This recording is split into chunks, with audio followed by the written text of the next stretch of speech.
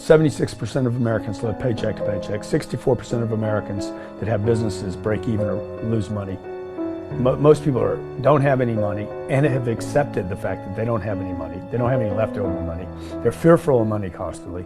They overspend. They don't know how to produce money. They definitely don't know how to multiply it. The land of the brave and the home of the free, it's not even close to the truth. It's just important for people to understand that complaining has no value. And if you complain about not having enough money, work more. If you complain about not having work-life balance, spend more time on vacationing and your family. It's super simple. Let your actions dictate instead of sitting there and feeling like you're not in control. Poor people say, I can't afford it, I can't do that, I don't have time. It's an escape, you know what I mean? It's easy to say I can't afford it. Oh, I'm too tired. Oh, I can't go to the gym. You know, when you could go to the gym. No, I can't. The truth is, I'm just too lazy to go to the gym. Money doesn't have value, right? And this is an important thing that most people don't immediately understand, is that money itself doesn't have value. Money is a vector for transmitting value. It's how you express value. But the value isn't in the money, it's in the product or service you bought with it. And it's in the labor you gave in order to acquire it in the first place. That's where the value comes from. There's nothing intrinsically valuable in the money. You shouldn't put money in a house, you should put money in your brand. You should put money in the marketing. You should promote yourself, not put money in where you and the kids live. Right. Why is that a mistake? Because it's dead money. I mean, it can't, a house can't make you money. A house does not make you money. The only reason people think a house makes them money is they're comparing it to if I rent, that costs me money. But, you know, if you need to go to the hospital, you don't buy the hospital. You rent it there. To get out of there as fast as you can. If you go on a trip, you go to America and you want to go to Disneyland, you don't buy the hotel. You rent a room. And nobody thinks bad for you. Like, yeah, I'm going to go there and use the place and get out. That's what you should be doing with your living. Find a place where you can rent. Pay rent monthly. Don't own the house. And take all the money that you would have put in that house purchase, down payment, extra money, fixing it up. Use all that money to improve your business and yourself so that you can get more money, right? So I see so many people here like, I'm going to invest £300,000 in a house to hopefully make $30,000. I'm going to buy it for $300,000, or maybe I'll sell it for $600,000. I'll double my money. Fixed in one place, by the way, where no money comes to. Money does not go to homes. And I think the big thing on your career is moving locations. Yeah, I've moved 5 or 6 times. I can move another 4 or 5 times. Because people who stay in the same place get too comfortable. If you study wealthy people, they're mercurial. They're moving. They're mobile. They're not talking. Warren Buffett and Bill Gates do not talk about the home they live in. They talk about the places they're going to. They go meet money. They go meet wealth. They go meet connections. People are stunningly accepting of anything if they actually believe that's the purest form of it. I think I'd be less acceptable if I hedged. I really do. People will accept you. People accept everything. Just be you. Be you, and clearly people react. When you're trying to fake something and you've got bad intent, well then that's visceral and we hate.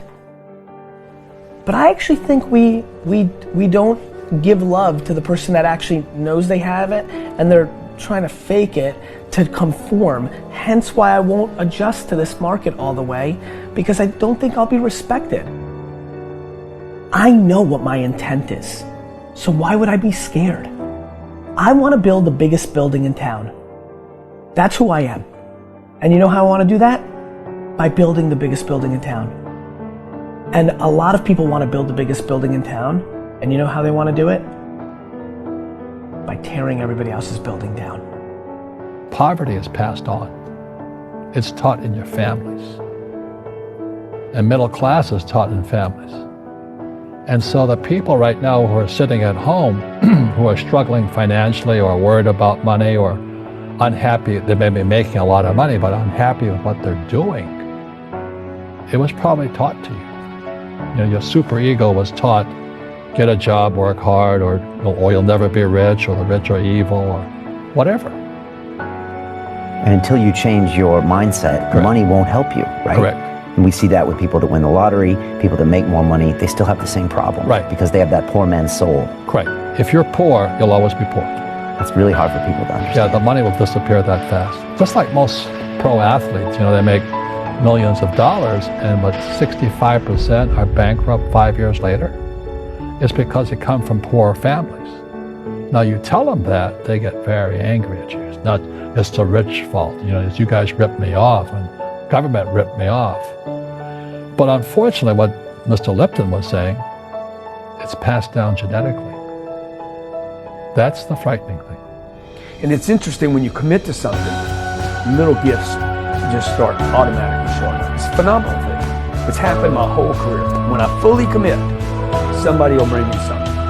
And then look, then keep your eyes open. And by the way, the package may come wrapped in a package you weren't thinking about. Hard work. Or like a voice, or like a person, or maybe from a different direction than you thought, or an offering where you're like, you read something about this and that's not the thing. Like all throughout my career, it's come in weird kind of ways. If you ask for help and somebody shows up at the door, maybe invite them, regardless of what the package is or what you've heard about it or whatever. That's really been beneficial. How old are you? 44. I'm 40. Do you know how young you feel? When you were 26, did you ever think that this is what 44 felt like? No. You thought that was finished? Yeah. How old are you? Like, you think a 40-year-old, like, when I was 25 years old, I thought a 40-year-old was finished. I don't even feel like I'm starting. Right? Yeah, but when I was 26, I was in a rush.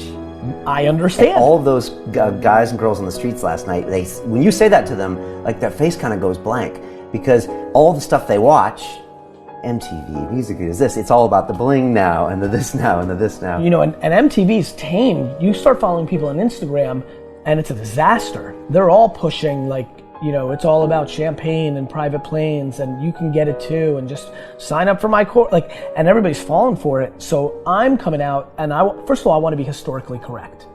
Nobody in 100 years is going to watch that video and say that I was full of crap. I like that, right? Number two, I want my legend to grow. I'm always fascinated by politicians and world figures. Like Winston Churchill, his brain continues to grow, right? I want that. When I'm dead, I want to be in the ground at peace knowing my legend's growing. Like, I want that.